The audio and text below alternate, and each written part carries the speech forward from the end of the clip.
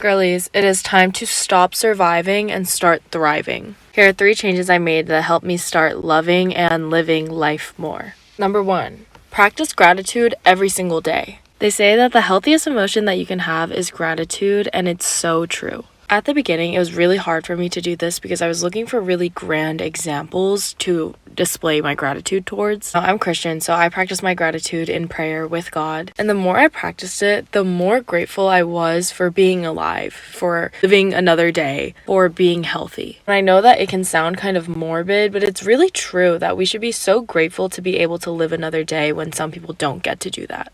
And I think I took it for granted for way too long. And so now I try to start each morning by listing 3 things that I'm grateful for. And doing this will have 2 impacts on your life. The first is that you'll realize how many blessings you have in your life already. And the second is that it'll help you shift your mindset from one that's more negative and focusing on what you lack into something more positive, focusing on what you already have. Number 2, change the way you talk about yourself and to other people. The way you feel about yourself will directly reflect how you talk and act towards other people. So if you don't have a good relationship with yourself, you're going to dislike a lot of people because you're going to project those feelings onto your relationships. So really actively speak kindly to yourself, reframe your thoughts. Even if you say something that's bad, try and combat it out loud with a positive thought because you're trying to train your brain into being more positive towards yourself and others. Again, this will just help you focus more on the positives of your life rather than the negatives and help you appreciate yourself and the people around you more. Number 3 is decreasing the amount of time that you spend on social media or just using social media more intentionally. I've been trying my hardest not to use social media as soon as I wake up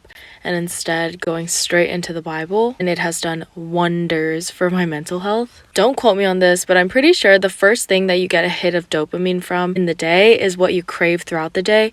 So if that comes from social media, you're going to want to keep checking social media throughout the day. And I feel like I don't really need to explain why social media is detrimental to our mental health. I feel like everyone already knows this. But I just found that it's so rewarding to start my own day first before I look at content from other people. And it helped me live the life that I want to live rather than the life that I think I should live by comparing myself to all these people. 2024 is the year that we are going to start thriving. And so I hope this was helpful. Let me know your guys' thoughts or if you guys have any tips. As always, I'm wishing you guys the best. Bye. I honestly feel like a lot of people don't understand how important it is to romanticize your life, and how to start creating your dream life right now matters most. And I know that sometimes it's super easy to cling on to people that we're used to or cling on to things that we are used to doing, but your new season does not require anything old. And I'm praying that what God did for Job, he will do for you. He replaces. Understand that the next season of your life is coming, and you need to start getting prepared for it. You need to start romanticizing your life now. You need to start setting up your life right now in this moment. Everything in your future quite literally depends on you and your actions. It is time to truly walk into your purpose and stop dreaming about the things you want to do. Stop dreaming about the life you want to live. Stop liking other people's things and commenting under their posts saying that that's what you want. You wish you were them. You wish you had that life, and start creating it. Stop consuming and start creating. And I promise you the rest of the year will be literally yours. Cheers to romanticizing our lives.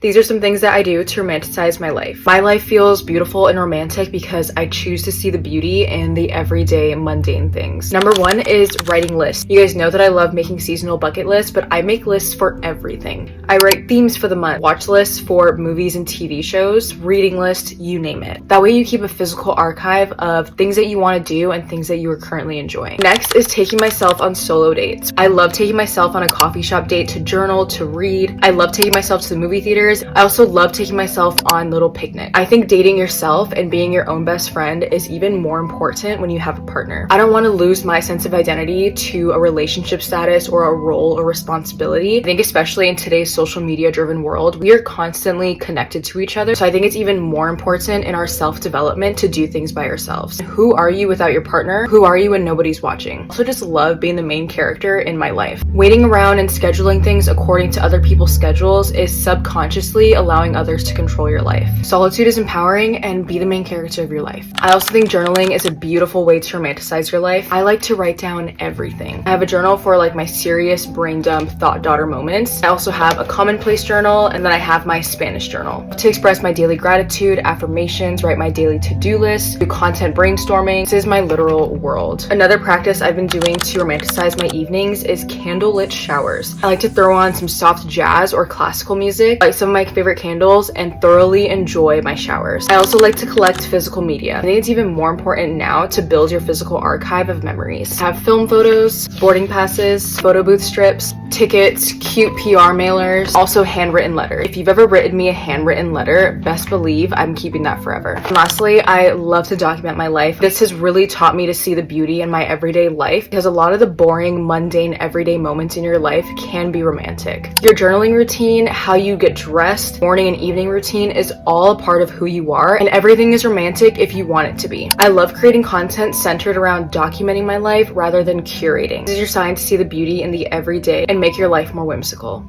Here's some easy ways to romanticize your life. Start making Pinterest boards for each season of your life, meaning every time you feel like there's change happening or you're starting a new chapter, create your vision board, and then you can start from season 1 and go to however many you want. Make an album in your photo app for just your photos, not for ones you're going to share on social media, not for anyone else's gaze, but just for you, things that you like. You can find a playlist on basically anything you can possibly think of.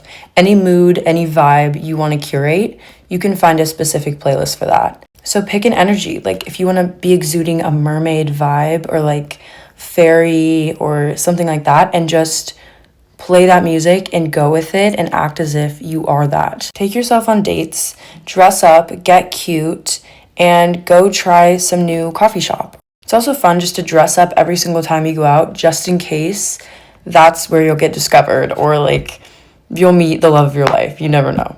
Give yourself a sacred bedtime routine, a cozy mug, some tea, warm lighting, reading, whatever that might be. You can meditate and just turn your room into a complete sanctuary. If you have no plans, ask ChatGPT to make you a list of things to do to have a divine feminine night or to really align with your inner self. Talk to your houseplants.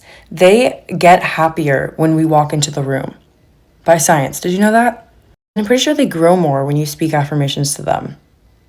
So let's get romantic, okay? Why not? Young single woman, take this advice from an almost 50-year-old woman who became a single mom at 35 and ended up getting remarried in her 40s and now has a blended family. Use me as your cautionary tale. I want you right now to romanticize your life. Be so good at loving yourself that anyone else who comes into your life and doesn't love you as much as you love you seems absolutely irrelevant. That way, you are never going to lower your standards just to be with someone. You deserve better than that. And your kids, if you have them, need to see you being loved better than that. How? Take yourself on trips. Buy yourself the good makeup. Put your sunscreen on first, girl. Make yourself a beautiful breakfast or a beautiful dinner, even if it's just you. Because when you love you, all of a sudden that whole scarcity mindset, desperation to be with a man goes away because you're so good at it. Why? Why would you possibly ever change your standards of the way that you're living your life because somebody else can't treat you as well as you treat yourself? I'm here. I'm your cautionary tale. Follow me if you want some more dating help so you can stop wasting your time and find the high-value equal partner that I know you deserve. Yeah, it is a lot better than being alone.